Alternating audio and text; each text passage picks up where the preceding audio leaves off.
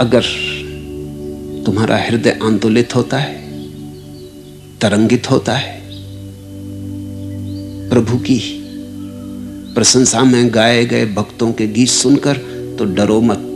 फिर कोई चेहरा बस गया निगाहों में, खोए हुए क्षितिज फिर उभरे, अस्तमान सूरज फिर उभरे, फिर रेशम बिछ गया कटीली राहों में। जब से देखी हैं वे आंखें, उग आई हैं कंधों पर पांखें, फिर सपने उड़ चले अदेखी चाहों में। जहां जहां भी छुआ गया हूं, वहां वहां हो गया नया हूं।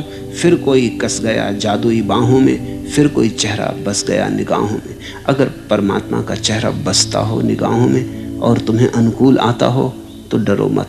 चुनना तो पड़ेगा ही, या तो हृदय या बुद्धि।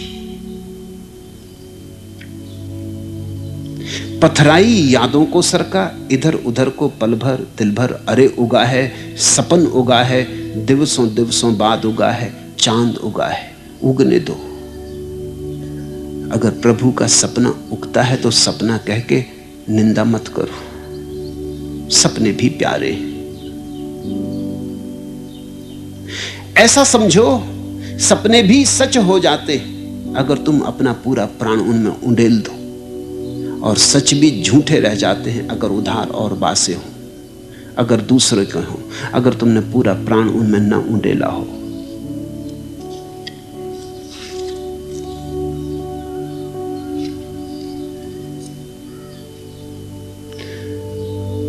सातवां प्रश्न,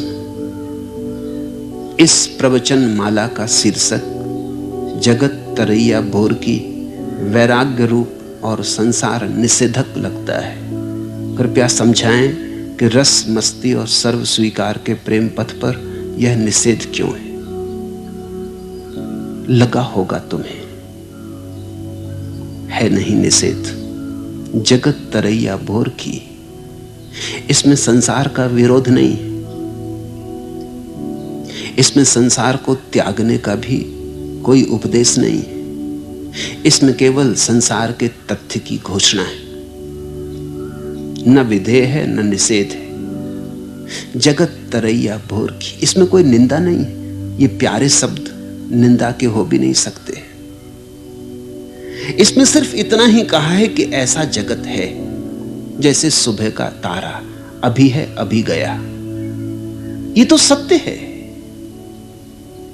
निंदा कहां।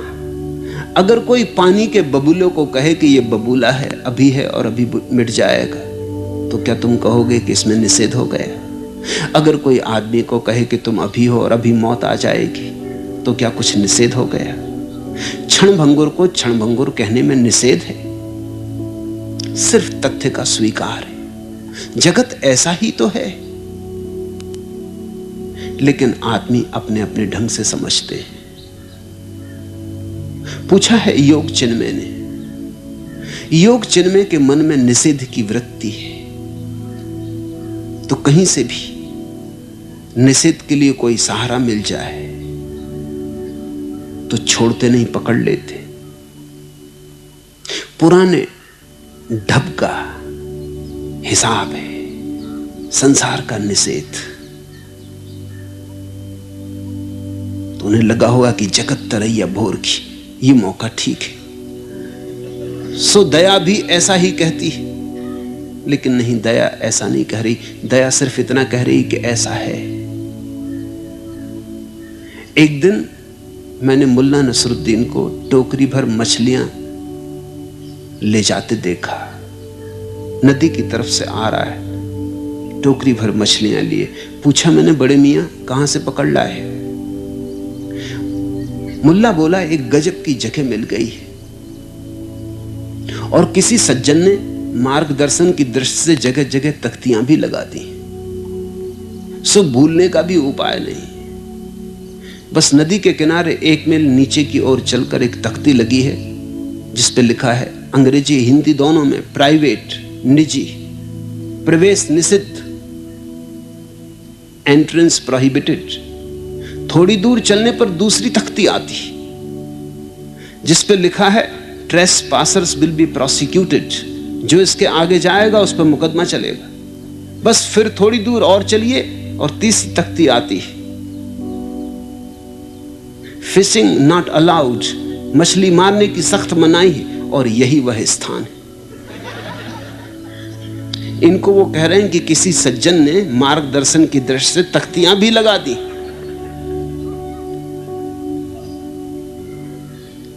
आदमी अपने हिसाब से अपने मतलब के अर्थ निकाल लेता है। हम वही सुनते हैं जो हम सुनना चाहते हैं। जगत तो है ही तरैया भोर की, इसमें निषेध कुछ भी नहीं है। इसमें सिर्फ निवेदन है कि ऐसा है। इसको शाश्वत मत मान लेना, क्योंकि यह शाश्वत नहीं है। मान के भी यह शाश्वत होगा नहीं। यह आया और गया, यह पानी पे खींची लकीर है। इसलिए अगर इसे शाश्वत मान के रुके रहे तो दुखी दुख पाओगे। अगर शाश्वत की आकांक्षा हो तो शाश्वत को इसमें मत खोजना। शाश्वत कहीं और है, कहीं छिपा है, कहीं इसके पार है, और इससे नजर उठेगी तो ही शाश्वत पे लगेगी। तो जब हम कहते हैं कि जगत तरैया भोर की, तो इसका इतना ही अर्थ है कि कहीं ध्रुव तारा भी है, मगर तुम इसमें ही मत उलझे रह जाना, नहीं तो ध्रुव तारा से वंचित रह जाओगे। आंखें इसी में गड़ी रह गई तो ध्रुव तारा को कौन आंखें देखेंगी। इतना जान लेकर कि यह शाश्वत नहीं है, तुम्हारा मन अचानक इससे उठने लगेगा, हटने लगेगा, पार जाने लगेगा, क्योंकि प्राणों की आकांक्षा है शाश्वत के लिए, नित्य के लिए, जो सदा रहे। हम उसी को खोज रहे हैं जो सदा रहे। जो अभी है और कल चला जाएगा, खोजने में समय ही व्यर्थ होगा, शक्ति ही व्यय होगी। भक्ति का मार्ग रस और मस्ती का ही मार्ग है, निषेध वहां कहां।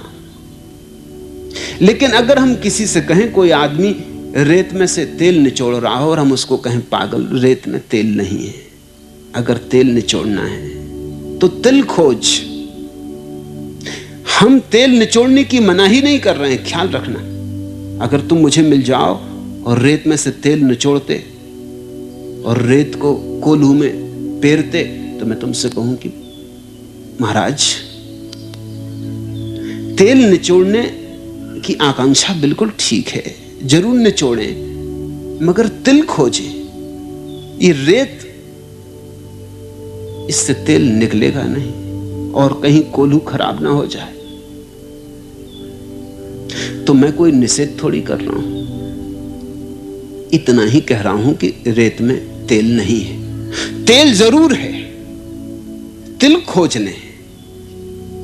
रस और मस्ती है, लेकिन भगवान के साथ, संसार के साथ नहीं। संसार तो रेत है।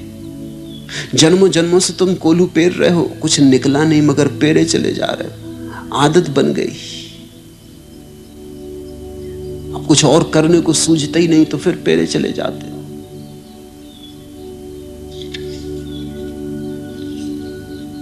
आखिरी प्रश्न, आपकी बातों में नशा है, इससे मैं डरता हूं।